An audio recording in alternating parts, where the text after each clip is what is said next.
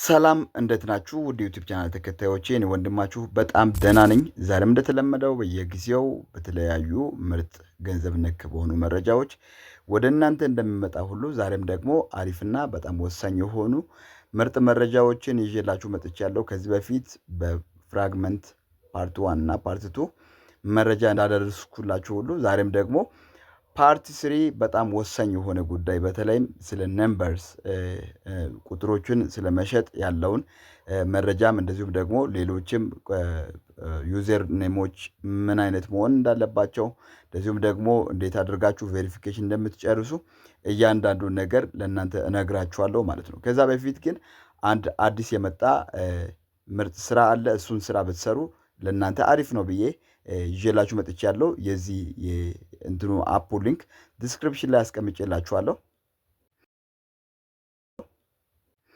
አፑ ዛሬ ገና መምጣቱ ነው። ገና ቫይራል ያልወጣ ብዙ ሰው መጠቀም ያልጀመረ ነገር ግን በጣም አሪፍ ፖይንቶችን የሚሰጥ ነው። ብዙዎች እየሰሩ ነው የሚገኙት። እዚህ ጋር ገና ዛሬ እንደከፈትኩት እዚህ ጋር በአንድ ቀን ውስጥ ብቻ 1 ሰዓት ቆይቼ ወደ 82,000 ፖይንት ዳይመንድ ነው ያገኘሁት። እናም 100,000 ዳይመንድ አንድ ዩኤስዲቲ ነው።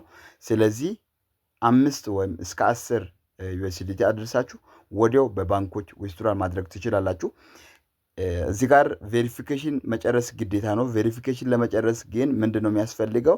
የኔ የኤጀንት ነምበር አለ። ኤጀንት ነምበር ከዚህ ስር አስቀምጬላችኋለሁ። ስሙ ደስ ይባላል።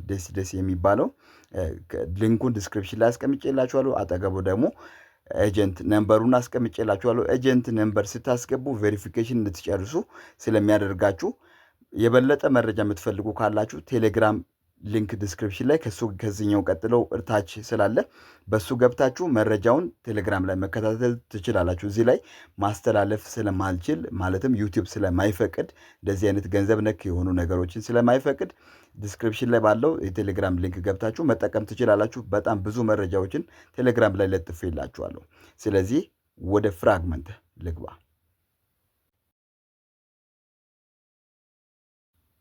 ፍራግመንት ላይ ስመጣ ፍራግመንት ዛሬ ለእናንተ ማሳየት የምፈልገው አንደኛው ቬሪፊኬሽን ነው። ቬሪፊኬሽን እንዴት እንደምትጨርሱ መጀመሪያ ላሳያችሁ። እዚህ ጋር ብዙ ልጆች ጥያቄ ኮመንት ላይ እየጠየቃችሁ ነበር። ቬሪፊኬሽን እምቢ ብላችሁ ኮኔክት ለማድረግ ማለትም ቴሌግራማችሁን ከፍራግመንታችሁ ጋር ኮኔክት ለማድረግ ከተቸገራችሁ ማድረግ ያለባችሁን ላሳያችሁ። ቀጥታ ወደ ቴሌግራም እገባና ቴሌግራሜን መጀመሪያ ማድረግ ያለብኝ ኮኔክት ከማድረግ በፊት እዚህ ጋር ሴቲንግ ላይ ትገባላችሁ። ቴሌግራም ሴቲንግ ላይ ከገባችሁ በኋላ ወደ ታች ትመጡና እዚህ ጋር ፕራይቬሲ ኤንድ ሴኩሪቲ የሚል አለ። እሱ ላይ ከገባችሁ በኋላ ከላይ ቱ ስቴፕ ቬሪፊኬሽን የሚል አለ። እሱን ማብራት አለባችሁ። እሱን ካላበራችሁ ፈጽሞ በጭራሽ የሚሰራላችሁ አይደለም። ስለዚህ እሱን ኦን ማድረግ አለባችሁ። ኦን ስታደርጉ እዛ ላይ ኮኔክት እንድታደርጉ ለእናንተ ይፈቅድላችኋል። ስለዚህ ኮኔክት ለማድረግ መጀመሪያ ሄዳችሁ ቬሪፊኬሽናችሁን ትጨርሳላችሁ ወይም ኦቴንቲኬታችሁን ኦን ታደርጋላችሁ። ከዛም በኋላ ኦን ካደረጋችሁ በኋላ መታችሁ እዚህ ጋር ሎግኢን ታደርጋላችሁ። ከዛም ደግሞ ቶንኪፐር ወይም ዋሌታችሁን እዚህ ጋር ኮኔክት ከላይ ታደርጋላችሁ። እሺ እንዴት ነው ነምበር የሚሸጠው የሚለውን ደግሞ ነምበሩን ላሳያችሁ። ነምበር ወይም ቁጥር እዚህ ጋር እንደምትመለከቱት በጣም በከፍተኛ ዋጋ የተሸጡ ቁጥሮች አሉ። እዚህ ጋር እንደምትመለከቱት 88 88 777 ተብሎ ያለው ቁጥር ተሽጧል። እነዚህ የተሸጡ ናቸው። ሶልድ የተባሉት ሁሉም የተሸጡ ምርጥ ቁጥሮች ናቸው። እነዚህ ቁጥሮች በጣም በከፍተኛ ዋጋ የተሸጠ አሁን አንደኛው 651,358 አካባቢ ተሽጧል። ነገር ግን እነዚህን ቁጥሮችን አሁን ክሬት ማድረግ አንችልም። ክሬት የምናደርገው ቁጥር የለም። ነገር ግን ቁጥሮችን በርካሽ ዋጋ ገዝተን በውድ ዋጋ ሲጨምር አይተን መሸጥ እንችላለን። ነገር ግን በዚህ ሰዓት ክሬት አይደረግም። የዛሬ 4-5 ዓመት አካባቢ ቴሌግራም በራሱ ክሬት አድርጎ እነዚህን ጨርሷቸዋል። ከዚህ በኋላ ቦታ የለም። ማንኛውም ሰው ክሬት አድርጎ መሸጥ ስለማይቻል ብዙም በዚህ ላይ ትኩረት ባታደርጉ አሪፍ ነው። ነገር ግን ብዙ ልጆች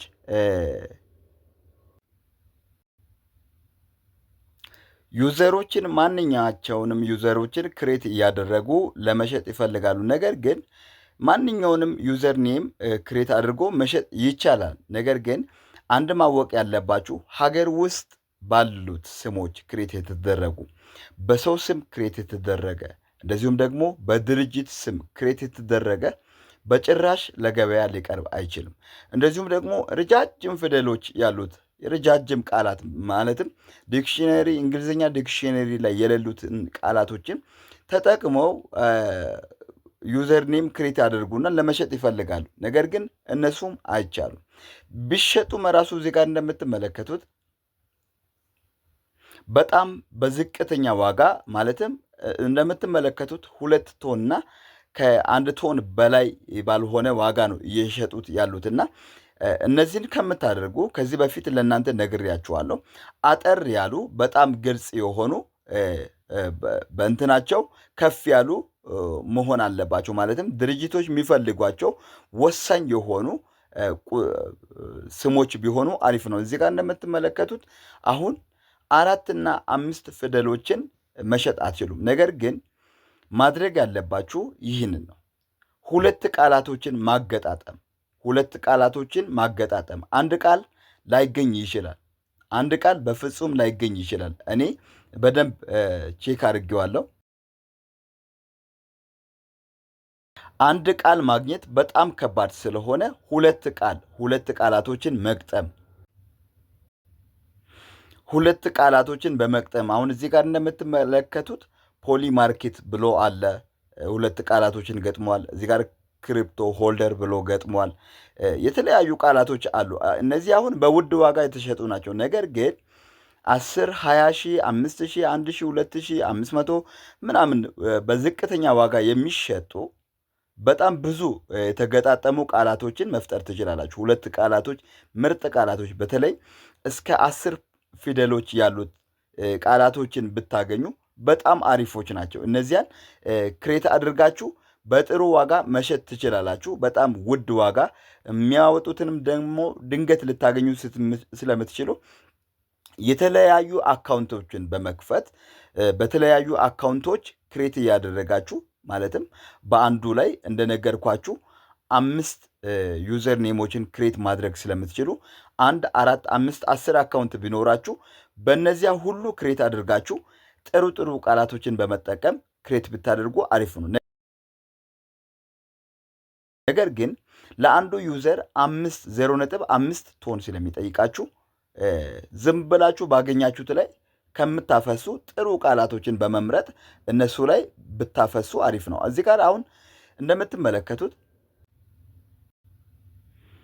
በእርካሽ ዋጋ የተሸጡ አሁን እዚህ ጋር ምንም ለማንበብ ራሱ የማይመቹ ነገር ግን በጣም ረጃጅም ፊደሎች 10 ምናምን ፊደሎች ያሉበት 5 እና 10 ቶን የተሸጡ ናቸው። እነዚህ በጣም በቀላሉ መሸጥ ትችላላችሁ። ነገር ግን አንድ በጣም የመክራችሁ ነገር ምንድን ነው? 5 ፊደል ያለ ነገር ግን አይነበብ የራሱ ጉዳይ ፊደል ብቻ ሆኖ ግን ማንኛውም ፊደል 5 ፊደል ካለ ክሬት ማድረግ ከቻላችሁ አረንጓዴ የሚያበራላችሁ ከሆነ እዚህ ጋር እንደምትመለከቱት 60 ቶን ተሽጧል። ስለዚህ ማንኛውንም 5 ፊደል የያዘ ክሬት ማድረግ ከቻላችሁ በእርግጠኝነት በውድ ዋጋ ትሸጣላችሁ። እዚህ ጋር አሁን የማይነበብ ነው፣ ነገር ግን 141 ቶን ተሽጧል። ብዙ ክሬት እያደረጉ ይሸጣሉ። 32 አሁን የማይነበብ 32 ቶን ተሽጧል። እንደዚህ እያደረጋችሁ በትንሹ እየሸጣችሁ ብዙ ቶኖችን ማግኘት ትችላላችሁ። አሁን እዚህ ጋር እንደምትመለከቱት ኬ ብሎ ኤኤኤ ዘድ ብሎ 5 ቁጥር ስላለው ብቻ 5 ፊደል ብቻ ስላለው 17 ቶን ተሽጧል። ስለዚህ እንደዚህ እያደረጋችሁ ክሬት እያደረጋችሁ መሸጥ ትችላላችሁ። 110 ቶን እየተሸጠውን እዩት። ቪኤክስኤክስ ብሎ 110 ቶን ሽጧል። እነዚህ ብልጥ ናቸው፣ በጣም ጎበዞችም ናቸው። ይሄኔ 10-20 አካውንት ላይ ነው ክሬት ያደረጉት። ቁጭ ብሎ ስራቸው እንደዚህ ክሬት እያደረጉ መሸጥ ነው። እዚህ ጋር አሁን 104 ቶን ነው ያለው። ነገር ግን ወደ 8 ፊደል 7 ፊደል ክሬት አድርጎ 104 ቶን ሽጧል። ስለዚህ እናንተም እንደዚህ እያደረጋችሁ በቀላሉ በእርካሽ እየሸጣችሁ ቶሎ ቶሎ ክሬት እያደረጋችሁ በየ15 ቀኑ መሸጥ ትችላላችሁ ማለት ነው። በ15ኛው ቀን ላይ ቴሌግራምም ፍራግመንትም ክፍት ስለሚያደርጉ መጠቀም ትችላላችሁ። የዛሬው ይህንን ይመስላል። ስለተከታተላችሁኝ አመሰግናለሁ። በሚቀጥሉት ደግሞ አሪፍ መረጃዎችን ለእናንተ አደርስላችኋለሁ። ዲስክሪፕሽን ላይ ባለው ሊንክ ገብታችሁ መጠቀም ትችላላችሁ። ይህንን ቪዲዮ ላይክ አድርጉ። ሰብስክራይብ ያደርጋችሁ ደግሞ ሰብስክራይብ አድርጉ። መልካም ቆይታ። ቻው